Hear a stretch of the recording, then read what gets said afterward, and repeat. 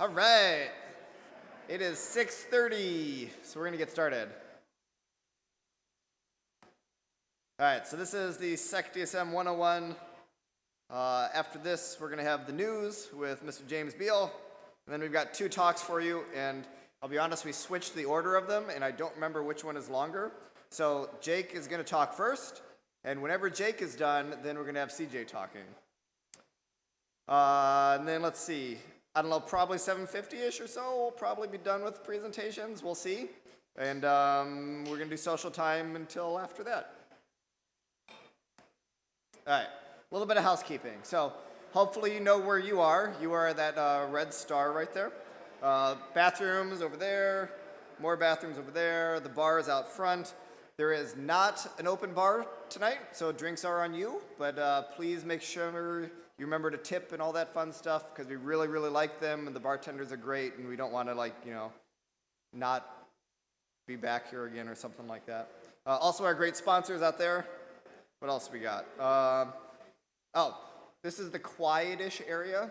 So we're going to do speakers, presentations. If you want to socialize, hang out, that stuff, that's what we got that whole front area for. Disclaimer. So we are officially rated R. That doesn't really mean anything except we can say fuck now more than once. But we do have a code of conduct. So keep in mind that the code of conduct still applies even though we're rated R. Challenge ideas, not people. Here's our board. You'll notice there's pictures for all of us now. I took a picture. It's a really bad one. You can't see it, but there's dog hair all over my sweatshirt. Yeah, and that's Brandon, yep. And then we also have an announcement. So we do have a new board member. Colin waved to everybody. So Colin filled the vacant board position. Also, like always, thank you to our volunteers. We couldn't do this without you. Let's see what else. How you can help. So you can be a speaker. So I think we have our speaker lined up for next month, but we're going to need one for the month after that. What is that, April? Today's February? Yeah, so we'll need a speaker for April, I believe, and then after that. You can create a CTF. I've heard some people talking about doing a cool CTF, so hopefully that happens. You can also volunteer, so we always need a little bit of help with setup, cool stuff like that. And then you can always donate, or I believe we are still looking for an April sponsor, so maybe you work somewhere that wants to sponsor April or something like that.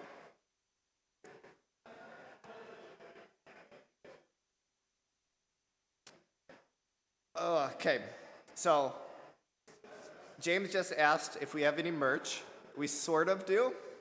And if you talk to me, I can tell you how to buy it. But there is going to probably be a second option for merch that might be a little cheaper for some items coming very soon.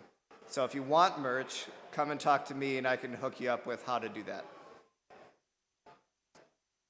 Shout out to our friends. We've got a couple major contributor style sponsorships. These are the people that have done that. So big extra thank you to them. Transparency report. So space is provided by SecDSM, and then also you. So again, the drinks help contribute towards our space. So make sure you're drinking a lot but responsibly. Food is on SecDSM. Eat some pizza. And then our sponsor tonight is SecureWorks, and they are at the table out front. Financial transparency. We've got Open Collective. So you've heard us talk about this the last few meetings. Basically, all of our finances are on Open Collective. If you go to our Open Collective, everything is just right there. You can all see everything. Mini CTF. It is live. It's been live since about noon today.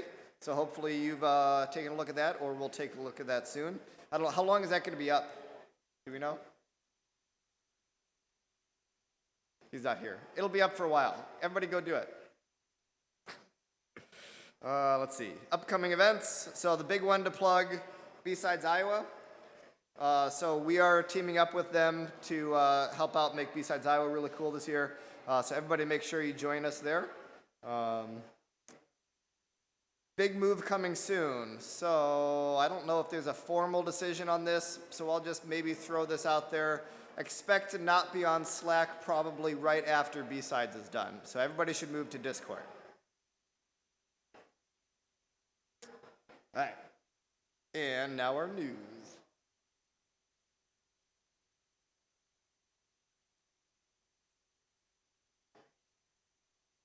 I'll give everybody a second to appreciate that awesome trust fall. Absolutely love that GIF. How's everybody doing? Good? Everybody awake? No.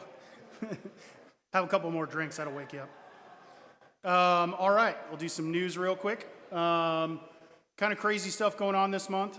So the first story, this is the OMB has brought out zero trust strategy for federal agencies. So there has been a lot of movement in this space in the last couple months. Essentially, it kicked off a lot with Jen Easterly taking over the head of CISA, and then some Biden has signed some orders and things like that. So you're going to see, if you've looked in the news and kept up, there's been a heck of a lot of movement in the federal space. I bring this up because a lot of us work for financial institutions that are probably falling under some level of critical infrastructure, and insurance companies and things like that. So a big point of this story and the big reason to bring it up is from all this activity, we're probably going to see critical infrastructure get some trickle down. Those of us that work in financial institutions that have federal regulations and things like that, you're gonna see a lot of this impact. So they're making a huge push. This one right here is officially tied around zero trust. So that's another one of those lovely kind of half dirty words that we all use, like artificial intelligence and the word cybersecurity in the first place. And so this is a big one, and there's a big executive order out there if you guys haven't taken a look at that. So, but the interesting part is there's a huge push for this on top of everything else for regulation, and zero trust is a massive move forward as far as network architecture goes. Follow up to that, I've had some stories recently in the last couple of months about insurance companies. This is a huge one. If you're not aware of NotPetya, when that all went down, Merck was massively impacted by NotPetya. At the time, there was a big argument from cyber insurance of whether or not NotPetya was actually an act of war. I think most of us would probably argue that it was an act of war, and there's some provisions in your cyber insurance policies. If you have one and you haven't looked at it, there's a lot of cyber insurance that actually has act of war provisions that they're not required to pay. So Merck actually had to take their cyber insurance provider to court. This is a massive, massive win for them. It comes with a caveat that it took them a huge amount of money, and I don't think it's public, but who knows how much of that 1.4 billion they spent just fighting this. And obviously, since NotPetya happened in 2017, this has been a 5-year journey. On top of the fact that cyber insurance is getting reviewed, and 2022 may be the year that cyber insurance providers are pulling back anyway. So we may see by the end of this year or next year some major changes in cyber insurance. And if you have a policy, I wouldn't be amazed if the policy amounts for the yearly policy or monthly policy based on how you pay for it goes up significantly based on things like this judgment here. In a lovely tact of, this is really, really awesome technology if you haven't seen it, but it is a massive slap in the face as far as privacy goes. A article came out with multiple country researchers actually doing GPU fingerprinting. So if you're interested in the tech, it's really cool tech. It's only kind of useful and functional right now, but if this becomes a thing, it's actually to the point where if you've got a MacBook Pro and someone else has the exact same MacBook Pro, based on what they're able to do here with GPUs, they can actually differentiate your machine versus your friend's machine with the exact same hardware. So again, this is a major, major privacy violation, potentially if it was used for bad, but those of us that like threat intel and things like that, this would be a great way to track attacker groups if you can actually fingerprint individual machines. And so you could track, you know, a Chinese APT group down to their hardware. So there's great things that could come out of this, but it's also a huge privacy issue. And then an interesting follow-up to that. So we've had a ton of phishing and ransomware, and this research is actually interesting that MFA adoption is actually pushing phishing and ransomware actors into much more advanced activities. So as we all hopefully, I would hope, you have adopted some level of 2FA or MFA for your external systems. You know, don't put Windows 2012 server on the internet without some level of authentication to it, or you're not going to appreciate it. That the phishing actors are actually swapping over to these things, and as expected, like ransomware as a service and phishing as a service, there's kits that are out there. They're actually now offering templates to actually just pull MFA in, and in attempts to get access no matter what we're doing on the defender side. And then a big one that's come up as well is insider threats. And so there's been some reports and huge discussions about insider threat recently, and this is actually a Proofpoint. Proofpoint put the actual report out if you go and search for it, but it was actually through a third party, so Proofpoint didn't do the research themselves, and they put this report out every couple of years. But we're actually seeing, you know, people talk about, oh, what would be an impact if your company was down for a day, your company was down for a week. Well, they're actually determining that the cost, when we've been looking at things over the last couple of years, people are throwing out numbers like 2 million, 5 million for an incident. They're actually looking at now, based on the research they did, we're upwards of almost $16 million annually. And insider threat, whether it's, as it's called out, either it's negligent, accidental, it's actually criminal or malicious, or it's cyber criminals doing it, the days to contain and the amounts are skyrocketing. So you tie that back to the cyber insurance story, and it's getting to be expensive to get taken down. So that's it for the security news. We also always like to throw it out there if you're hiring, either local or US-wide or things like that, and you happen to be here as a hiring manager and you have a position you'd like to talk about it, come up and introduce yourself and let us know where you're at and what you're hiring for. Anybody?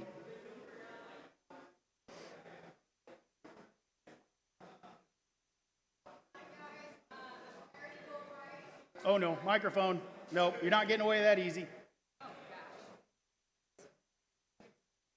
Hi guys. Happy New Year 2022. Happy February. My name is Parity Boatwright. It's great to see everybody here. I'm a contractor recruiter at Athene. I actually worked for the Federal Home Loan Bank for 6 months, a couple of months back, clearly. And we have a couple openings in IT and many others. If you're interested in learning more about Athene, one thing that I'll let you know, we just completed a merger with Apollo Global Management. And there's a lot of movements. It's a global. It is one of our major shareholders. Clearly, they own us, but we are going to see a lot of different openings. And if you're interested and curious to learn more about the company, the culture, or just wants to touch base and grab a cup of coffee, feel free to reach out to me. I have my business cards, and I would love to network with you. So thanks again for showing up. This is awesome. No, you're good. Okay. No, you're fine. Sneak out. Anybody else? Oh, geez. I didn't touch anything.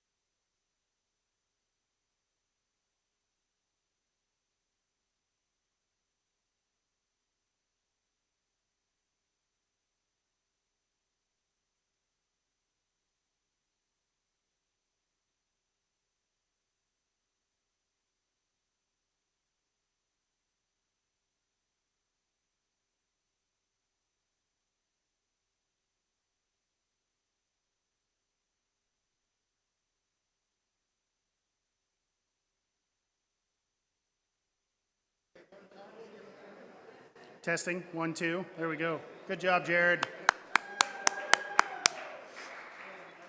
Hopefully everyone on the live stream enjoyed that 3 minutes of pure, unadulterated static. Oh, they didn't hear it? All right. No, that's no fun because we all had to. All right. Anybody else with jobs? Anybody? Going once, going twice?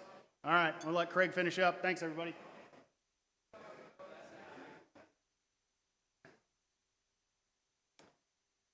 All right, so like I said, we do have a speaker for next month already. CJ is going to be back doing another talk. And yeah, otherwise we'll see you next month. But right now, we're going to real quick get him set up so he can do the next presentation. So give us like, I don't know, just a couple minutes, maybe like run grab a drink fast or maybe a slice of pizza, but not too fast because then we're going to be doing our thing.